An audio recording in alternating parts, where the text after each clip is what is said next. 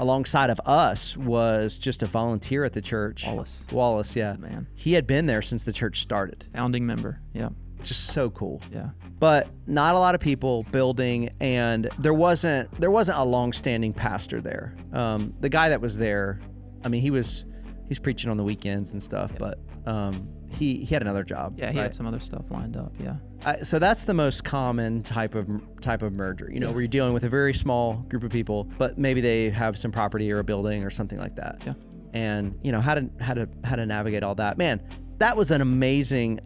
All of these are just total God stories, because the very first weekend of our campus there, people are getting baptized. Right. How awesome is that? It had been years since they'd seen baptism. They hadn't even filled up a baptismal tank. Yeah.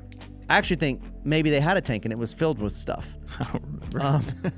That's not uncommon though. Yeah. These older buildings, and it's just they end up using storage. the baptismal tank for storage. Yeah. Right. I mean, when you think of that on a really deep level, how sad is that? Yeah. Right. Yeah. That a church is like, man, we know we're not having any baptism. Might as well use this for storage. Yeah. Yeah. And for there to be baptisms the very first weekend, amazing. So cool. So cool. Yeah. And now, man, it's awesome campus. Yeah. I mean, some weekends are running more than 300 people. Yeah. I mean, there's legit stuff going on over there. Amazing kids ministry. I mean, it's rocking and rolling. Yeah, recently had to expand their parking and had a third service for a while. Yep. Like, man, it's just incredible amazing stuff. This is Breaking Barriers, where we help pastors and churches grow so that they can go.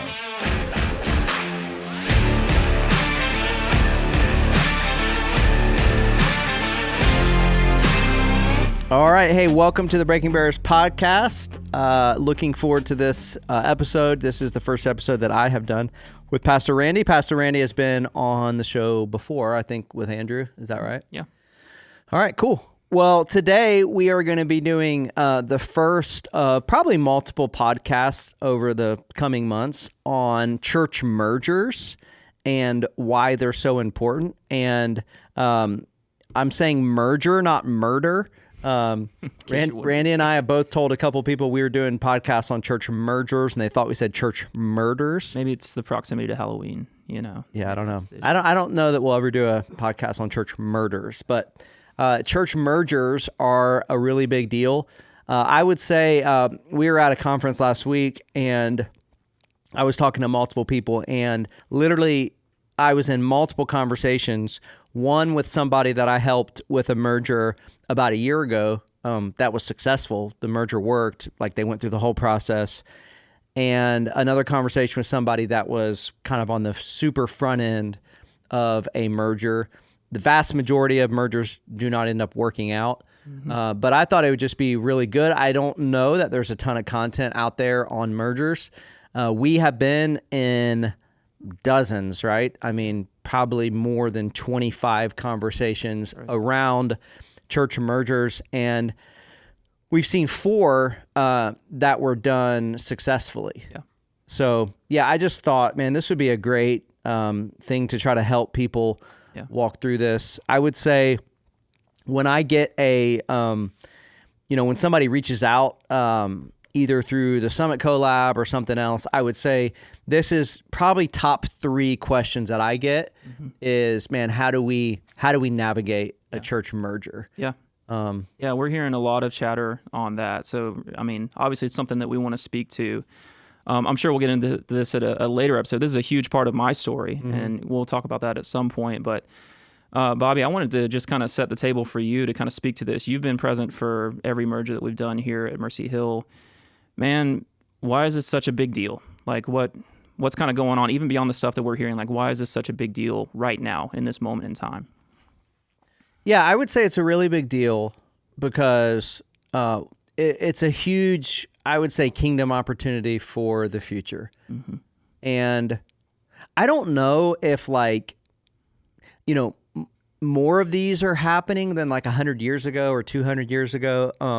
It kind of seems like it, and I don't know all of the, sociological reasons for that or anything. But what it seems like is, at least in the West and in the United States, over the last 100 years, there were a ton of churches that were started, early 1900s, 1950, those sort of time period. Yeah. And, at least in the South, I don't know the exact statistics, but many of those churches, if not almost all of them, are on the decline, or those churches are dying. Yeah. And so there's a huge opportunity there in terms of, being able to breathe new life into those churches. And we're not really talking about revitalizing, mergers a little bit beyond, kind of a step beyond that. I would say it's also an opportunity because there are so many churches that have been planted over the last 20 years, even the last 5 years, and just personally, our church is planting churches, we're coaching church planters, and so we're in these conversations. I think every single church that we have planted, within the first 18 months, they find themselves in a church merger discussion, right? Because maybe they're renting space from, a plateaued or dying church, and, there's some relationship that's developed there. And then before they know it, that church is saying, hey, man, you guys have some young people, you have some momentum, there's life change, maybe there's baptisms happening at their church. Hey, we have a building here, it's cool what you guys are doing. It's different than what we're doing, but it's really cool what you're doing. And man, can we maybe do this merger thing? It's a tremendous kingdom impact opportunity, because with church plants, you have a lot of passion. Usually with a healthy church plant, you've got really strong vision. What you don't have is funding, and what you don't have is space to meet. So a lot of them are meeting in theaters or something like that. Well, with a declining church, or a church that's kind of, on that downward slope, man, they got buildings in abundance. Some of them have more buildings than they can even manage, because it's just the maintenance has become that's super common, way too much. A lot of times they have money in the bank that could be leveraged for kingdom purposes, but the vision just kind of isn't there anymore. So if you can successfully bring those two things together, there's amazing opportunity for kingdom impact. Yeah, and I would say it's sad, when you go to certain places, bigger cities and stuff, and you see, these old historic churches. And they're now, whatever.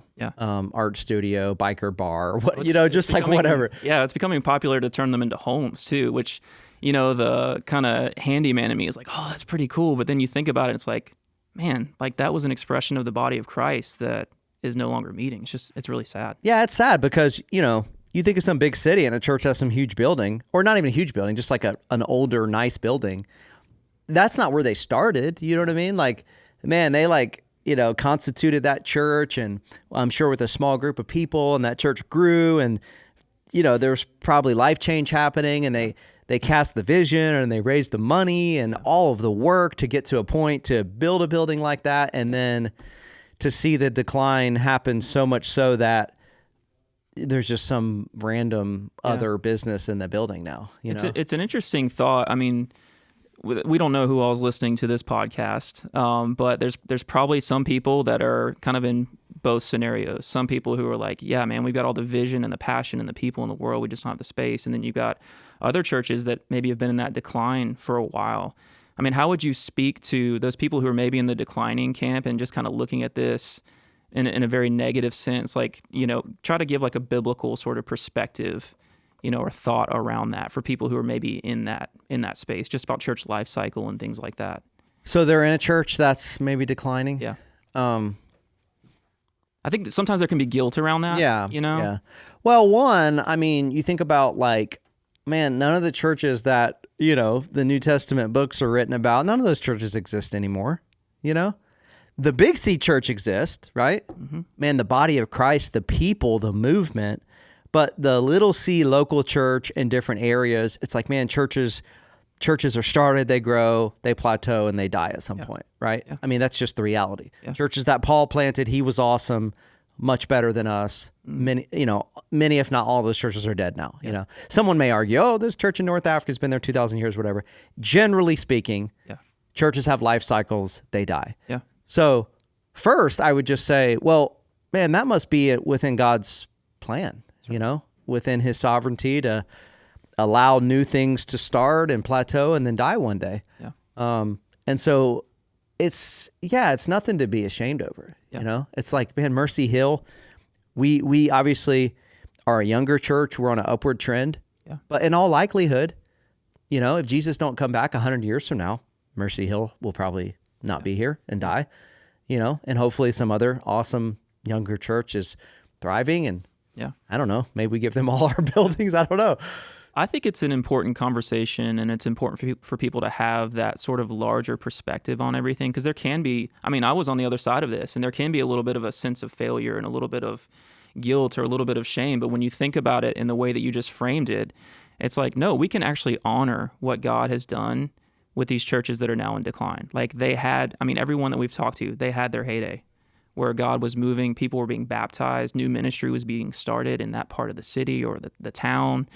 And God did amazing things in each and every one of those rooms. And that's important to honor that and to then begin to think about, okay, what could be next, Yeah, and I think just within God's sovereignty, like, man, there are headwinds and tailwinds that we just don't control, Right. COVID. Yeah, so some of those churches could be plateauing or dying because, maybe they lost the mission and the mission's not at the forefront, and now it's programs and it's making people happy. And right.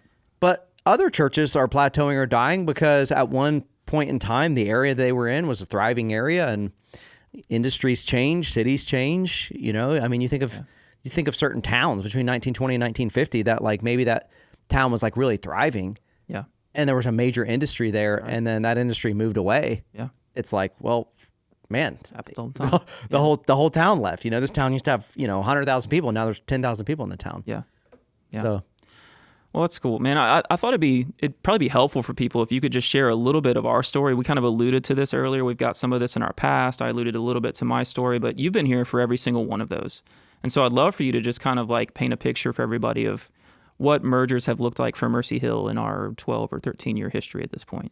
Yeah. So, Pastor Andrew and myself, we've been involved in all of them, and you have also been involved in the majority of them. And a lot of times now, you probably field a lot of the initial questions around mergers, which I thought it'd be good to have you on.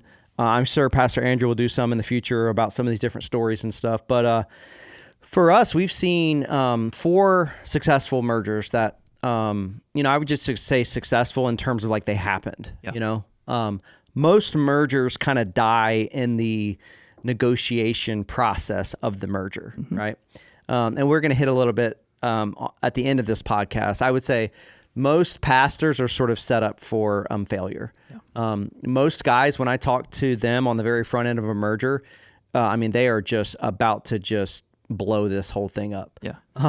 For whatever reason, I think pastors are just not wired to be able to kind of negotiate these mergers. And that's what we're going to talk about. It's not a seminary class, they don't really offer that. So. Totally. Yeah. So for us, I'll just share like super briefly, and you could kind of touch on these. Yeah. The first merger that we did at Mercy Hill is an amazing story. It actually happened like at the very beginning before we even had public services. We moved here to Greensboro, our small launch team. Another church engaged us. They were a church that was planted like 10 years previous. They had seen some awesome stuff. They had awesome people there. But the pastor who started it, Pastor David, amazing guy, he also God had just blessed him in business, and so he was kind of doing both. And the church, wasn't that large in size at the time. And he caught the vision, and a couple other their elders just caught the vision. Man, this new church, Mercy Hill, coming from the Summit Church, maybe it'd be awesome to merge with them. And man, that threw us off. That was out of nowhere, right? We weren't thinking about church merger. Yeah. I don't think until that point in time, I had never thought or even heard of the term church merger. So such a reminder that God has plans and he's working things that we're not even thinking about, not even on our radar. There was one side, I think, of Andrew and myself of like, dude, we're right in the middle of about to launch this church. This was pre-launching the church. Like, man, can we really spend all this energy over here also? Because, man, we started meeting with them, kind of counseling with them. Mm-hmm. Andrew and I were going and preaching at their church, and it's like, but it all worked out. It was awesome. Like we walked that whole multi-month process with them. It was a small group of people. They didn't really have a building, like we didn't like inherit a building from them. But on the back end, we did learn, we didn't know at the time, there was pretty significant finances that came with it. Yeah. That's not why we were doing it. we didn't even know about that. Right. Like we walked the process with this small group of people, and man, they were awesome people. And most of them, even though it was like less than 20 people, most of them are still at Mercy Hill today. Yeah. And the finances and the people have been so catalytic. When we say people, we're talking staff members, we're talking band members, we're talking people who've been investing in our kids ministry for years and years and years. Like, yeah, they like merged all the way in. It's such a cool story, man, that, we're literally naming our new home and hub that we're constructing. We're literally naming that building after the name of this church. That's right. Which is really cool. It's going to be called the Ridge Campus. Yeah. It's so cool. It's on Pleasant Ridge Road, but it's also it's an homage. It's a reminder of God's faithfulness every time that we say that. Totally. Yeah. Hey, the second merger, I'll let you speak to it very, very briefly, because, man, this is how we connected with you. Yeah. Yeah. So I was at a church called Edgefield. It's about, as the crow flies, a mile from our current broadcast facility. And we had been, thinking about merging for a while. We heard about Mercy Hill. Long story short, we'll get way more into it at some point, I'm sure, but just entered into a process with you guys. And at that time at Edgefield, man, the church was actually doing pretty well. We were seeing baptisms, and we were seeing people into our, new membership class. I don't even remember what we called it back then, but it entered into this process with you guys, and just kind of, I don't know, we caught a vision for what it could be. We saw that God was doing something. I remember the first Mercy Hill service that I ever came to I was a pastor at another church, and I came to see my brother get baptized at a Mercy Hill church service. And I remember leaning over to my wife and saying, like, I kind of want to go to this church. Like, how do we make that happen? But I wasn't the senior pastor. I was an associate pastor. But yeah, long story short, I came on staff at Mercy Hill through that merger process, and my life has just been totally changed through that. And this is my opinion. I'd love to hear your thoughts on this. I feel like that building has been one of the most catalytic things for our growth since that time. That was 2014. We've used it as a student center. We used it as a campus twice. It was our offices. We have just used the heck out of that facility for all kinds of ministry. Yeah, totally. That was just an amazing story. I'd say the uniqueness about that merger, not the uniqueness, but just like some of the points around that is there was a lot of people. That's right. So typically, for anybody listening, most of the time when you find yourself in a merger situation, I would guess it's going to be less than 50 people.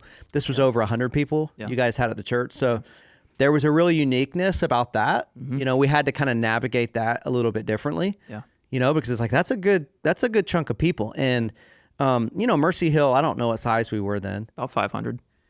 Thinking about bringing 100 people into your church, dude, that's 20% of the church. Yeah. You know what I mean? You bring 100 wrong people in when you're 500, it's like, that's a problem. But you bring the right people in, and that's, I don't know if you remember this, that was the summer that we went from 500 to 1,000 in about 3 months. And it wasn't just the merger that caused that. There was some stuff happening in college ministry, and God's hand was on the church. So it was unique in that it was that many people. The lead pastor, he was going into the military.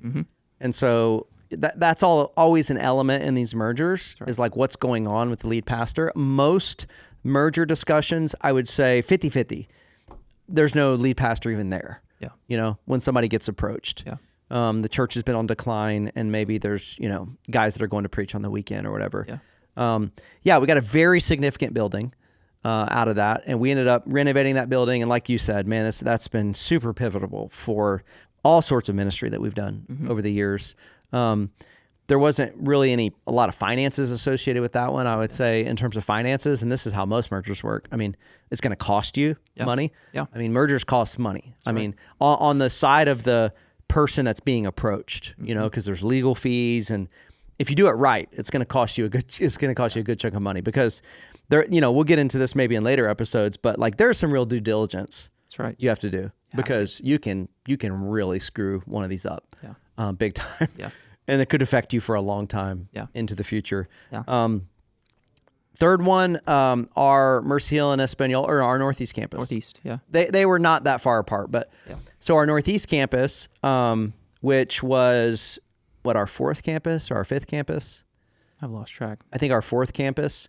Fifth, actually. Fifth. Yeah. It was after High Point. I would say this merger was probably, I would say it's the most common type of merger, I guess. Yeah, most atypical for what you would Yeah, see. I think most of the guys that I'm talking to that come to me that have questions about it, it's these types of stories. Yeah. Church was planted, I don't know, mid 1950s. I think that's right. Yeah. Had a heyday, awesome stuff. Had a building, had a property, all of that. The church dwindled down to the point when we were approached. I don't know, it was Just a handful of families. Less than 20 people, maybe. Some amazing people. Yeah. The gentleman that walked alongside of us was just a volunteer at the church. Wallace, yeah. He's the man. Great guy. He had been there since the church started. Founding member. Yeah. Which is so cool. Yeah. So cool. But not a lot of people building, and there wasn't a long-standing pastor there. The guy that was there, I mean, he's preaching on the weekends and stuff, but he had another job. Yeah, he had some other stuff lined up. Yeah. So that's the most common type of merger. Where you're dealing with a very small group of people, but maybe they have some property or a building or something like that. Yeah. And how to navigate all that. Man, that was an amazing. All of these are just total God stories, because the very first weekend of our campus there, people are getting baptized. That's right. How awesome is that? It had been years since they had seen baptism. They hadn't even filled up a baptismal tank. Yeah. I actually think maybe they had a tank and it was filled with stuff. I don't remember. That's not uncommon though. These older buildings, and it's just they end up using storage. the baptismal tank for storage. Yeah. Right. I mean, when you think of that on a really deep level, how sad is that? Yeah. Right. Yeah. That a church is like, man, we know we're not having any baptism. Might as well use this for storage. Yeah. Yeah. Yeah. And for there to be baptisms the very first weekend, amazing. So cool. So cool. Yeah.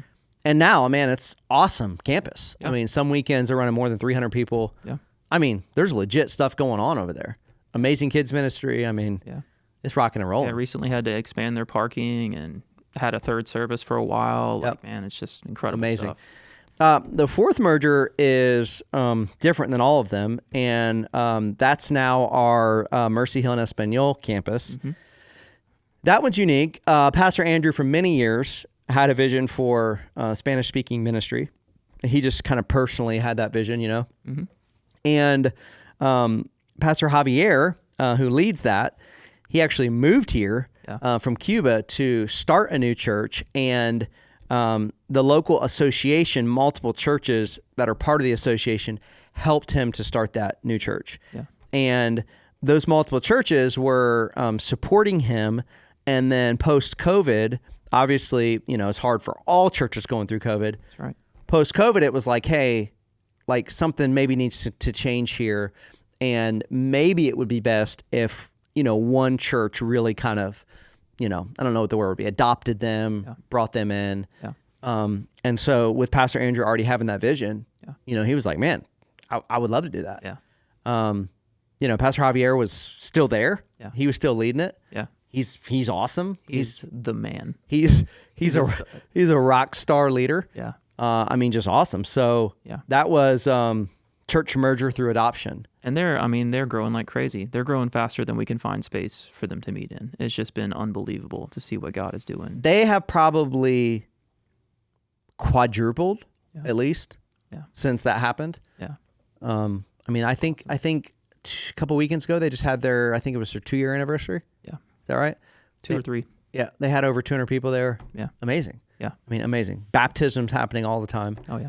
So tons of ministry. We have walked this road, and I would say for the 4 that were successful, man, there's been way more that never kind of came to pass. Yeah. Right? Because they just, you begin discussing, and then it ends up just kind of falling apart. And that kind of brings us to the third part. That's a good segue into kind of this last little section here. I mean, you alluded to this earlier. There's not a seminary class on this. Man, where do most pastors go wrong with this? Like, how does it get screwed up so quickly when it comes to church mergers?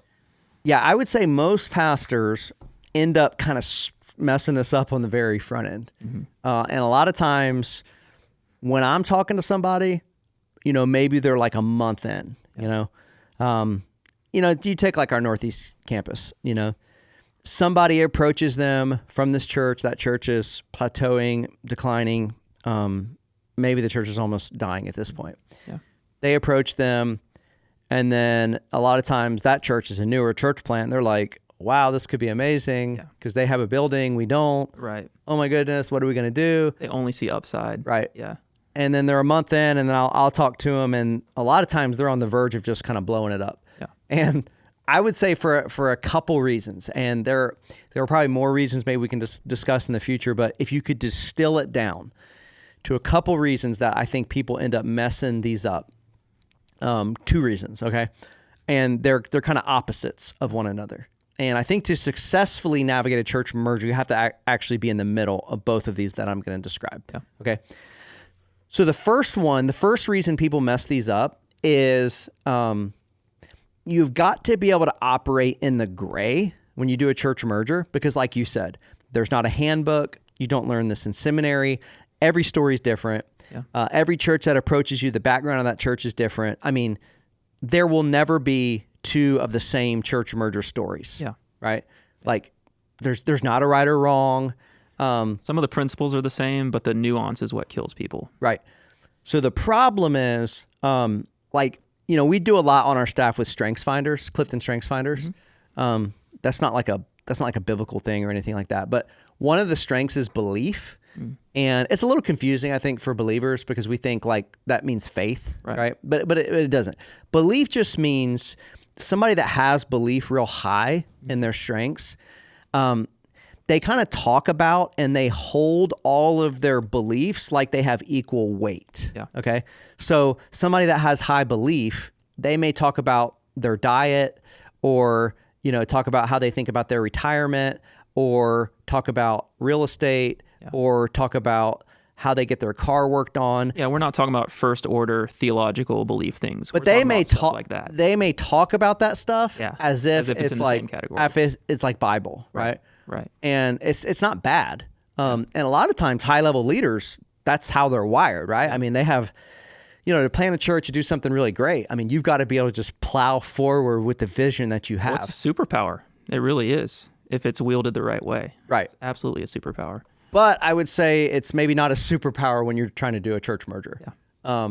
Because the very high belief person, what happens is this dying or plateauing church comes to them and they create this 100-point thing that the church that's coming to them has to kind of agree to. And it's like, man, our way or the highway. Yeah. It's black and white. If you don't agree to this, we're not doing the church merger. And it just blows it up at the very beginning. Yeah.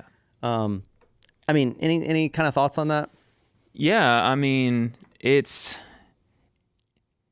kind of stops the conversation before it's even begun. Yeah. Because these things are nuanced and they are complicated and they are emotional. Nobody wants to talk about that. Very emotional. They're extremely emotional. And so you have to go into each of these conversations with high EQ, understanding that this is not just a building to the people on the other side of the table. Right. This is their history. Right.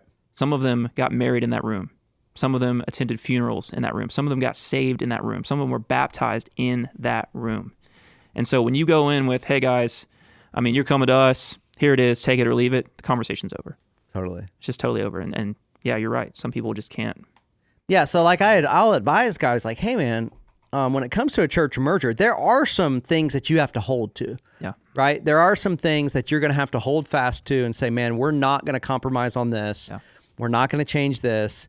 But it doesn't have to be everything. Yeah. With every merger that we've done, there were things that I would say we compromised on. Yeah.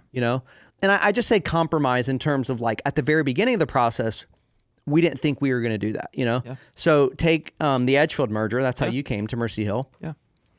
I would say, man, the starting point at most mergers would be we're probably not going to have, if there are any staff at that church, the starting point is they're probably not going to immediately come onto our staff. Yeah. Right. That's just man, that's just, if we could write it how we wanted to write it, that's how we'd do it. Yeah.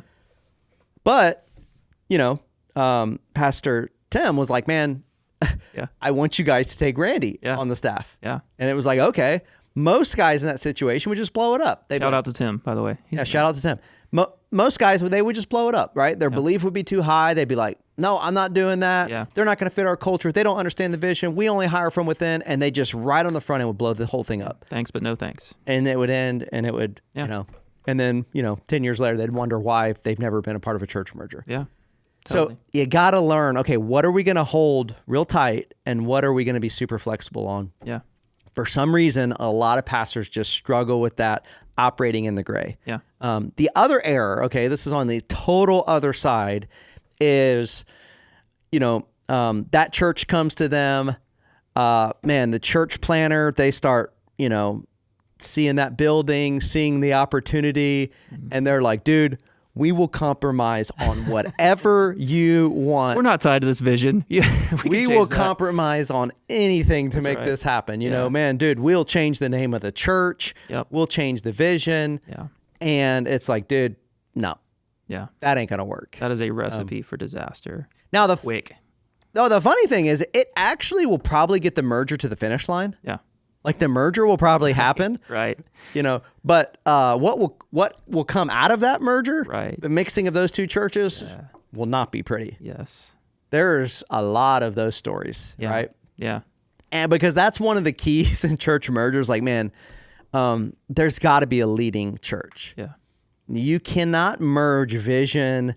Like it just can't be done. Yeah. And that's probably one of the things we could talk about in the future episode. But, one of the churches through humility has to come under the vision of another church. Yeah. I think to be successful because, dude, there are probably thousands of church merger stories where the merger happened, but both churches probably compromised too much to try to make it happen. Yeah. And what came out of the back end there was not great. There's probably some success story out there that people could point to, but I would agree with you. It's like, by and large, man, you give that thing some time.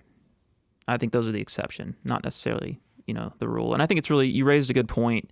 I think one of the best things you can do in a merger process is be clear on what is negotiable and what is non-negotiable. Like, clarity is absolutely kindness in these processes. Nobody wants to draw that hard line, but you got to come to the table with humility. But you also have to be very clear on, like, man, these are things that we're actually not going to budge on, and I'd love to have a conversation with you about that. Again, with a high level of EQ and tact, you know what I mean? It takes a lot of that. So yeah, that's really important, Bob, those two different distinctions. Yeah, I think it'd be important in a future episode to talk about, okay, what are those things you want to hold on to? Yeah. Right? Like, what are those guiding principles when you're going into a merger conversation of the things we want to hold on to? Yeah. The thing is, they're not as many as you would think. That's right. Because we are not operating in right and wrongs here. That's right. This is not what's true and not true. This is not Bible. I mean, and that's where pastors, just going back to the first one, that's where they struggle because this is truly operating in the gray. Yeah. There's not a manual. Yep. Every story's different. There's not a whole lot even in the Bible that's going to guide you. Yeah. About, except for like your mission and what you're trying to do, but it's not going to tell you like, man, does the other church have to die first? Do you actually legally merge? Do you not legally merge? How do you accept, if they do have any assets, how do you accept those? Yeah. Do their members become members of your church? Do they not? Do you put them through a crazy stringent process and make them all mad or immediately accept them all into your church? It's like, there ain't answers for any of that. Yeah. And so then that's where you got to be good at operating in the gray. That's right. So yeah, we'll get into that more in the future because I do think that's important. Like, man, what are those things you gotta hold on to? Yeah, I think it'd be super helpful in future episodes to get into some of the nitty gritty of the how, because like we said, everyone is a little bit different, but I think there are some principles that are the same in each merger. We've talked about some of those a little bit even in this episode, but can't wait to talk about that. That's gonna be a lot of fun. Yeah, and I'll just close out by saying, because I really believe this, and you believe this, and we believe this as a church. We're never going to do like a merger to get like a building. That's right. Like it would be cool, right? If like we got a building. Yeah. That's awesome if that's like something that results from it. But like you have to go into a merger situation with like the right intentions, right. Like if you're just going searching for a building, like if you're some young church planner going searching for a building, dude, they will sniff you out so quick. Yeah. You get in that first conversation, they just sniff that you want their building. That ain't gonna, that's just gonna kill it. So there has to be a genuine like, man, I truly want what's best for us, for the church we're leading. I truly want what's best for their church. Yeah. And if we can merge that together and make that work together and agree on the right things, then it's like, man, this is a huge kingdom win. Got to have, both sides have to have that kingdom mindset from day one, because you're right. They can smell that on you. They can see when you're looking around in the building at all the different stuff. Man, it's got to be with the right motives. Yeah, and a lot of time it's going to be the kingdom win to not merge. Yeah. You know? Yeah. Maybe they need to keep doing what they're doing. Maybe it's not going to fit with, your church's vision. I mean, we've had over a dozen of those conversations. All the time. Yeah. Totally. So, man, why don't you wrap us up?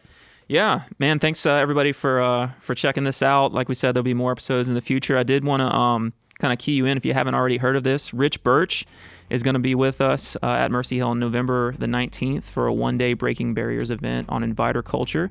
There's a link in the description for that, so y'all definitely check that out. And we can't wait to talk more about church mergers in the future.